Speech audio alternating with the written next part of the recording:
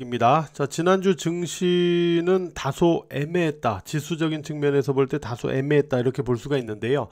코스피 지수는 비탄력적인 흐름이 지난주에 많았지만은 궁극적으로는 5일 이평선을 깨지 않고 지지하면서 마감했다 라고 봐야 되겠고요. 코스닥 지수는 5일 이평선 아래로 조정 눌림이 나타났지만 일방적인 또 하락까지는 아니었다, 이렇게 볼 수 있거든요. 자, 먼저 미국 증시의 동향을 보면서 하나하나 좀 체크를 해보도록 하겠습니다. 자, 미국 증시를 보면은 일단 나스닥 지수가 먼저 60일 이평선을 돌파하면서 마감하는 이런 모습을 보여줬어요. 자, 경기 둔화 우려감은 있지만은 기업 실적이 양호했다. 바로 이 부분이 지수를 상승으로 이끄는 요인이 되고 있다, 이렇게 봐야 되는데, 좀 더 구체적으로 보면요. 자, 이 종목들이죠. 메타하고 마이크로소프트의 실적이 예상보다 좋게 나왔어요. 그래서 메타의 주가도 보시는 것처럼 이렇게 상승 쪽으로 움직임을 주었고요. 특히 마이크로소프트 같은 경우는 주가가 위로 붕 떠서 갭으로 상승하는 이런 모습을 보여줬죠. 자, 기업 실적이 양호하다 보니까 일단 경기 둔화 우려감을 약간 잠재우면서 지수가 상승하고 있다, 이렇게 봐야 되는데요. 우리가 먼저 나스닥 지수를 갖다 놓고 우리가 제가 말씀드릴 때 여기에서 자, 흐름의 쌍바닥, 그 다음에 5일 이평선의 쌍바닥, 이 개념을 말씀을 드렸어요. 이게 만들어지고 나서 설명드린 게 아니고 이게 만들어지기 전에 제가 미리 말씀드렸죠. 자, 흐름의 쌍바닥의 가능성이 있다. 자, 5일 이평선의 쌍바닥을 만드는 과정이다 라고 제가 만들어지기 전에 먼저 말씀드렸어요. 그리고 그러한 과정을 거쳐서 패턴을 만들어가는 건데, 5일 이평선의 쌍바닥이라는 거는 21일 이평선을 우하향에서 우상향으로 전환시키기 위한 패턴이죠. 따라서 기술적으로도 21일 이평선, 자, 이제 약간 돌아서고 있는데 이걸 우상향으로 이렇게 전환시키는 흐름을 만드는 과정이다 보니까 지수는 위로 올라가는 그러한 형태를 만들고 있는 건데요. 자, 그렇다면은 미국 증시의 경우는 어떤 과정만 주의를 하면 되느냐라는 부분인데, 자, 5일 이평선의 쌍바닥과 21일 이평선의 우상향 전환을 만드는 패턴이라면 두 가지를 염두에서 보시면 돼요. 일단 첫 번째, 지수가 21일 이평선을 하향하기 전에는 우상향의 반등 패턴의 기조는 유지된다 라고 보시면 되겠고요. 다만 우리가 이런 거 있잖아요. 올라가는 반등 기조가 이렇게만 올라가면 좋겠는데 이렇게 올라가는 경우도 있잖아요. 이렇게 눌림을 주어가면서 저점과 고점을 높이면서 이렇게 올라가는 경우도 많잖아요. 그죠? 그러니까 우리가 올라가다가 다시 반등 기조가 끝나고 꺾이는 과정, 패턴이 꺾이는 거죠. 패턴이 끝나는 거죠. 반등 기조의 패턴이 끝나는 거죠. 그거는 21일 이평선을 하향해야만 나타나는 거니까 21일 이평선을 지지하는 선에서는 이 반등의 기조는 이거든 유지가 된다라고 보시면 되고요. 다만 이제 5일 이평선을 하향해서 좀 꺾는 패턴을 보여줄 경우에는 이러한 성격을 거칠 수는 있다라고 보는 거죠. 그러니까 5일, 20일 이평선 모두 위에서 움직일 때는 그냥 이 과정인 거예요. 5일 이평선을 하향해서 꺾으면 이 과정일 수 있는 거예요. 21일 이평선을 깨지만 않으면, 자, 21일 이평선을 깨면 이 과정이 되는 거예요. 이해가 되셨죠? 바로 이런 부분을 염두해서 미국 증시를 체크해 나가시면 되니까 5일 이평선 위에서 움직일 때는 그냥 긍정해요. 그냥 이 과정이니까. 예, 그렇게 이해를 하시면 됩니다. 자, 그 다음에 한국 증시로 넘어가서 좀 볼게요. 한국 증시. 한국 증시를 보면은 여전히 문제가 되는 것은 외국인 매도입니다. 외국인 매도.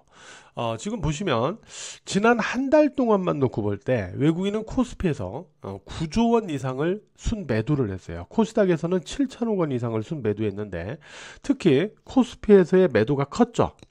금요일 날 역시 외국인은 삼성전자를 중심으로 순매도가 나타나는데 특히 삼성전자를 말이죠. 금요일에는 1200만 주 이상을 대량 순매도하면서 지수를 압박을 했습니다.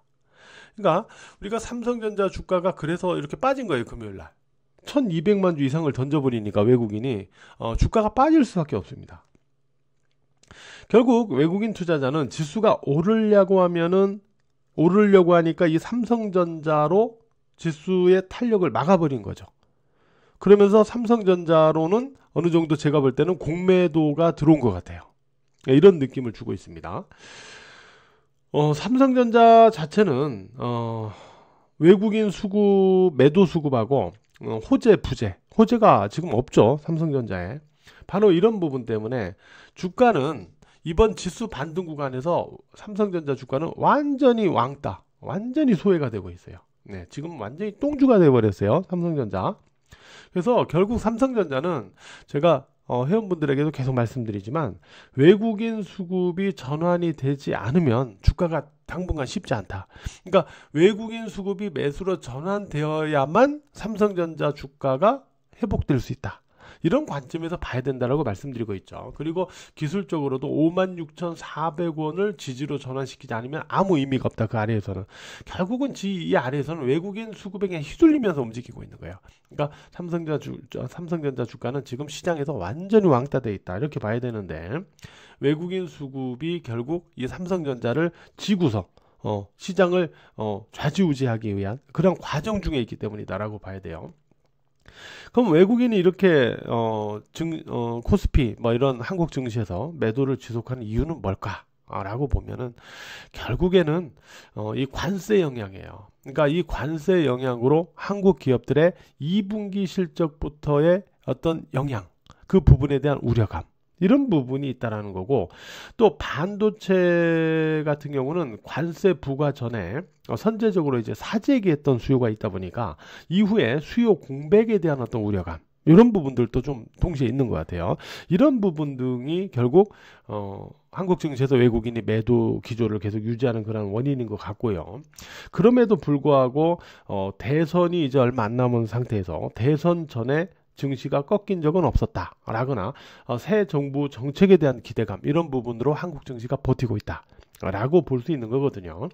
그렇다면은 한국 증시의 지수적인 부분에서는 우리가 이번 주부터는 어떤 부분을 고려해야 되는지, 자, 코스닥 지수를 갖고 말씀을 드려보도록 하겠습니다. 제가 그림으로 간단히 좀 말씀드려 볼게요. 자, 20일 이평선이 이렇게 있다고 칠게요. 자, 20일 이평선이 있어요. 이게 20일 이평선 있다고 치죠. 여기에 대해서 자, 5일 이평선이 위로 뚫고 올라가 있는 상태죠. 지금 여기 뚫고 올라가 있어요.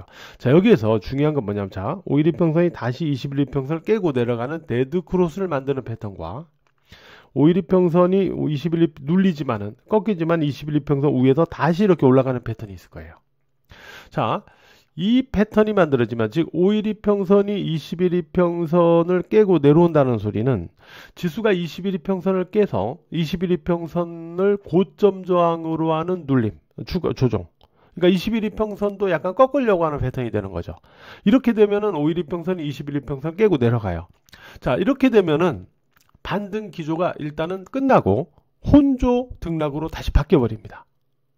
근데 5일 이평선이 눌려 들어와도요, 20일 이평선을 깨고 내려가지 않고 그 위에서 이렇게 돌려나간다면, 이러면은 반등 기조가 계속 살아있는 거예요. 그러면 이게 되는 거예요. 아까 얘기했던 이렇게 가는 패턴이니까 계속 반등 기조가 살아있는 거예요. 알았죠? 이렇게 되려면 지수는 20일 이평선 전후에서 지지가 돼야 됩니다. 약간 깨도 그 근처에서 멀리 도망가지 않으면서 지지가 돼야 돼요. 알았죠?